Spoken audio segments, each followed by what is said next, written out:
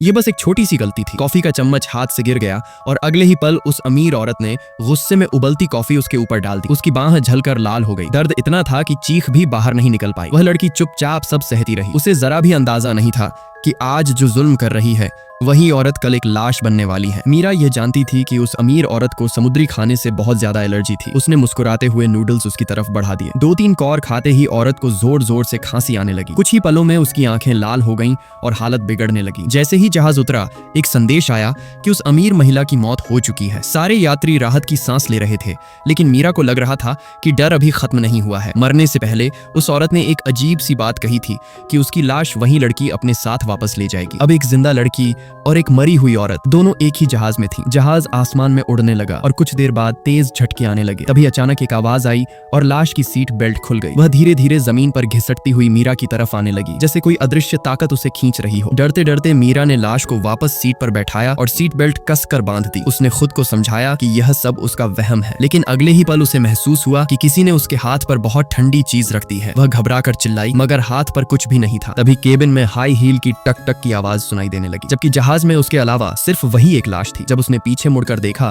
तो लाश गायब थी। अचानक बाथरूम से उल्टी करने की आवाज आई। दरवाजा बंद था, लाइट बुझी हुई थी और उसे महसूस हुआ जैसे कोई उसके बिल्कुल पीछे खड़ा हो। वह डर के मारे पलट भी नहीं सकी। किसी तरह उसने दरवाजा खोला और भागकर बाहर निकली। लेकिन जब वह रुकी और पीछे मुड़ी तो वह अमीर औरत सामने खड़ी थी, खून से भरी हुई आंखों के साथ। कुछ देर बाद जहाज जमीन पर उतर गया। हर तरफ खामोश था। जब स्टाफ अंदर आया तो उन्होंने देखा कि अमीर औरत की लाश अपनी सीट पर खामोश बैठी हुई थी और मीरा उसके पैरों के पास घुटनों के बल गिरी हुई थी, जैसे वह उससे माफी मांग रही हो।